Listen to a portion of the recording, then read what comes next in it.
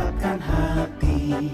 Negeri ini memanggilmu kawan, belajar bergerak berbagi untuk negeri. Guru penggerak majukan pendidikan, guru penggerak menghamba pada murid. Kreatif rancang pembelajaran, hargai potensi, tingkatkan prestasi, lahirkan profil pelajar Pancasila. Belajar bergerak berbagi untuk negeri, kita menjalin kolaborasi. Belajar bergerak berbagi untuk negeri, demi bakti pada Ibu Pertiwi.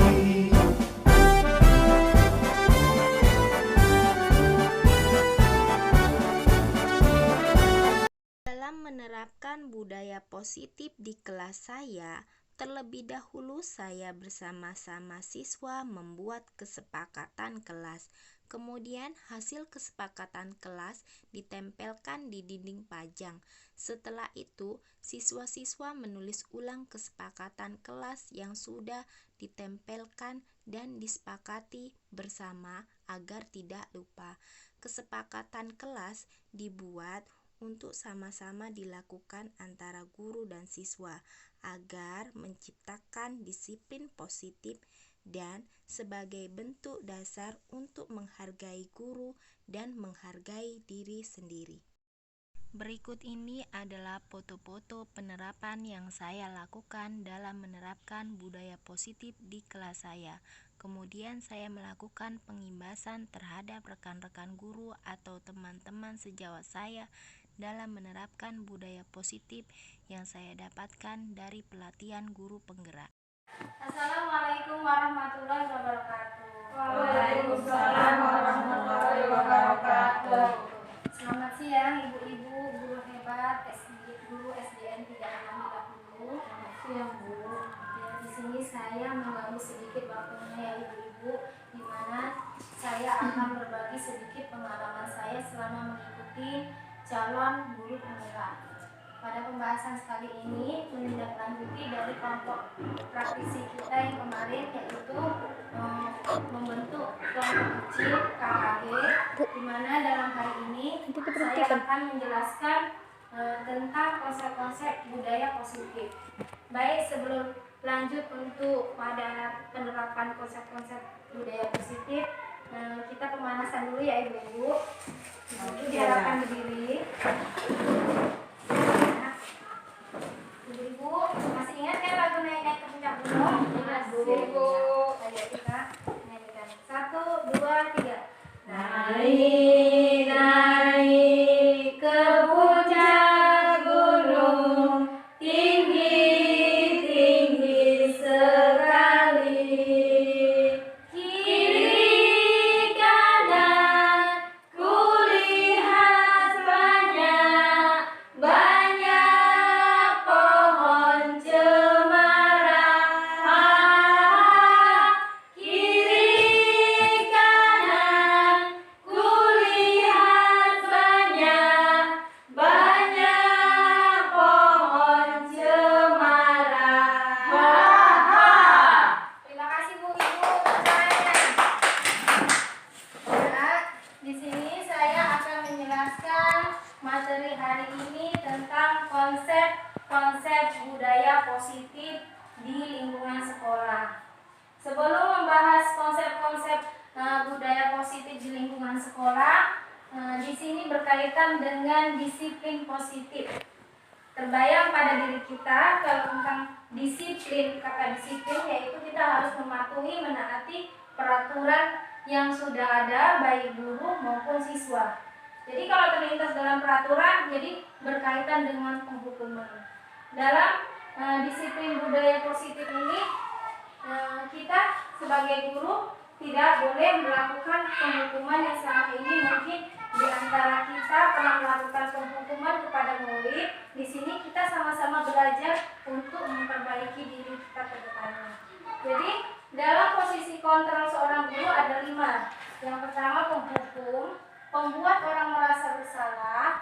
Yang ketiga sebagai teman. Yang keempat monitor atau pemantau, dan yang kelima manajer. Dalam kelima tersebut ini nanti kita akan bahas mana yang kira-kira yang salah untuk dilakukan dan mana yang benar. Sebelum membahas posisi kontrol ini, kita harus terlebih dahulu membuat kesepakatan kelas di kelas kita, yang mana kesepakatan kelas ini sama dengan keyakinan kelas. Kenapa tidak peraturan kelas? Karena kalau dibuat peraturan kelas itu terlintas seperti memberi hukuman nantinya. Kalau keyakinan ini nanti keyakinan atau kesepakatan kelas adalah tindakan yang akan sama-sama kita sepakati untuk dijalankan dengan secara ikhlas dari dalam dirinya masing-masing, baik guru maupun murid. Jadi posisi kontrol tadi yang kita hadapi sebagai guru di sekolah ketika mengetahui murid kita yang merasa bersalah melakukan kesalahan, misalnya yang sering terlintas di keseharian lingkungan kita apa, Bu? Biasanya tidak mengerjakan PR, kemudian tidak memakai masker. Jadi kita membuat kesepakatan dulu di kelas, yaitu seperti ini.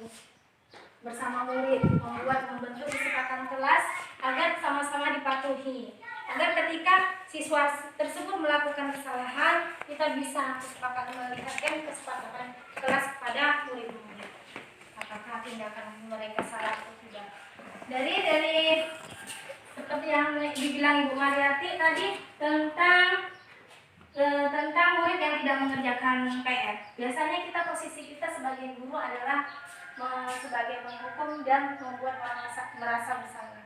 Ketika kita mengetahui siswa melakukan tidak mengerjakan PR, pasti kita jawab, kenapa kamu tidak mengerjakan PR? Di sini kita merapet, terus kita berceramah kepada dia. Kamu kenapa bisa nggak ngerjain PR? Lupa, tiap hari lupa, besok lagi lupa. Anak tersebut akan merasa bersalah. Di sini kita sebagai guru tidak boleh terlalu menghakimi dia. Kemudian setelah menghakimi dia, kita biasanya memberikan hukuman, entah berdiri atau berdiri di kelas dengan memegang telinga dan kaki dinaikkan, itu tidak boleh, Bu. Apalagi lari-lari di lapangan sehingga membuat penyiksaan kepada peserta didik. Jadi dalam hal ini kita dari kesepakatan yang kita buat nanti kita akan jelasin kepada anak siswa untuk melakukan restitusi. Jadi sebelum melakukan restitusi, seorang guru harus mengetahui 5 kebutuhan dasar. Yang pertama, kebutuhan dasar bertahan hidup. Yang kedua, cinta dan kasih sayang atau kebutuhan untuk diterima. Yang ketiga, penguasaan atau kebutuhan pengakuan atas kemampuan. Dan yang keempat, kebebasan atau kebutuhan akan pilihan. Dan yang kelima, kesenangan atau kebutuhan untuk merasa senang. Jadi kelima kebutuhan ini ada pada diri manusia, terutama anak. Biasanya anak yang melakukan kesalahan ini karena tidak terpenuhi 5 kebutuhan yang 5 ini. Misalnya tadi kan seorang anak yang melakukan kesalahan tidak mengerjakan PR. Dalam melakukan restitusi, kita seharusnya menanyakan kepada siswa tersebut dengan cara mendekati siswa tersebut agar siswa tersebut bisa tergerak sadar. Yang pertama kita lakukan misalnya kita mendekati anak tersebut, tetapi dengan bahasa yang halus, tidak boleh mempermalukan anak di depan anak. Kita menasihatinya saat istirahat atau kita panggil siswa itu tatap muka, ya, face to face, tatap muka pada peserta didik itu. Kita menanyakan kepada tersebut, kenapa kamu tidak mengerjakan PR? Kita tanya. Kemudian setelah kita tanya, lalu dia menjawab, saya lupa, Bu. Ketika dia menjawab dia lupa, baru kita tanya, kenapa kamu bisa lupa, Nak? Saya lupa, Bu. Baru kita tanya lagi, berarti kamu tahu kan, kamu sudah melanggar kesepakatan kelas kita, kesepakatan yang sudah kita buat bersama. Iya, Bu, saya sudah melanggar. Baru kita tanya lagi, apa alasannya, kenapa kamu melanggar kesepakatan? Semalam, Bu, setelah saya pulang sekolah saya main seharian, lalu saya capek, malamnya saya ketiduran. Jadi kebutuhan dasar yang dari anak secara tidak langsung adalah kita bisa lihat pada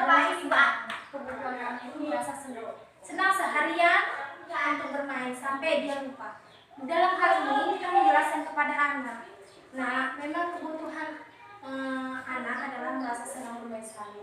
Tetapi sesuatu yang berlebihan itu tidak bagus. Kedepannya kamu harus bisa menghargai waktu. Kemudian kita tanya lagi, untuk kedepannya keyakinan apa yang akan kamu lakukan agar kesepakatan kelas itu tidak dilanggar. Baru kemudian dia mengatakan, saya tidak akan melakukan lagi, Bu. Ketika nanti pulang sekolah setelah makan, saya akan mengerjakan. Setelah anak tersebut membilang dengan bahasa halusnya, kita lalu menjelaskan kepada anak, iya Ibu bagus, Ibu senang mendengarnya. Untuk kedepannya kamu harus lebih bijaksana, harus bisa menghargai waktu, dan Ibu tunggu kamu akan berubah supaya menjadi anak yang bisa menghargai tentang kesepakatan yang kita buat di dalam kelas. Begitu Ibu penjelasan dari saya.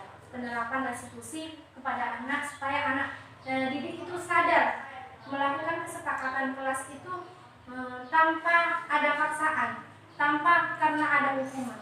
Tetapi di sini peran kita sebagai manajer untuk memanajerkan murid-murid supaya murid-murid kita sadar melakukan semua kegiatan itu dari dirinya sendiri tanpa paksaan, tanpa takut dengan aturan, tetapi dengan jiwa kesadaran siswa agar siswa tersebut bisa kembali untuk memperbaiki dari kesalahan yang sudah mereka lakukan. Demikian penjelasan dari saya. Kira-kira menurut Ibu bagaimana tanggapan Ibu tentang restitusi yang telah saya berikan? Kira-kira kepada Bu Juleha lah ya, Bu Juleha. Ya, Assalamualaikum warahmatullahi wabarakatuh. Menurut saya sudah memahami apa yang sudah disampaikan oleh Ibu Susi, bahwa di dalam kelas itu tidak ada yang namanya proses pemberian hukuman kepada si anak didik. Bahwa dalam penerapan budaya positif di sini pun tidak ada yang namanya hukuman kepada anak, tetapi penerapan restitusi namanya, agar kedepannya anak dapat secara sadar melakukan budaya positif ini tanpa adanya paksaan dari luar untuk mengerjakan sesuatu yang memang harus dikerjakannya, yang artinya memang dari dalam diri dia sendiri. Untuk kedepannya mungkin kami bisa memakai istilah restitusi inilah ya, budaya positif. Demikian. Assalamualaikum warahmatullahi wabarakatuh. Waalaikumsalam warahmatullahi wabarakatuh. Akila, Saya, Bu. bagaimana menurut Akila tentang kesepakatan kelas yang sudah kita sepakati bersama di kelas? Bagus, Bu. Kami bisa disiplin, menghargai dan menyayangi. Terima kasih Akila. Sama-sama, Bu. Mirja, bagaimana menurut Mirja tentang kesepakatan kelas yang sudah kita buat bersama di dalam kelas? Bagus, Bu, kami jadi bisa menghargai Bu Guru dan menghargai diri sendiri. Kemudian kami bisa menjadi sangat disiplin dan kelas kami menjadi rapi, cantik, dan indah. Kami merasa sangat nyaman berada di dalam kelas. Ini adalah bukti foto-foto penerapan yang dilakukan rekan-rekan guru dalam menerapkan budaya positif di kelasnya masing-masing. Dan ini adalah bukti foto-foto penerapan yang dilakukan kepala sekolah dan guru dalam menerapkan budaya positif di lingkungan sekolah. Terima kasih sudah menonton video aksi nyata saya dalam penerapan budaya positif di kelas dan berbagi pemahaman dan pengalaman tentang budaya positif dari pelatihan guru penggerak kepada guru-guru SDN 36 Bila Hulu.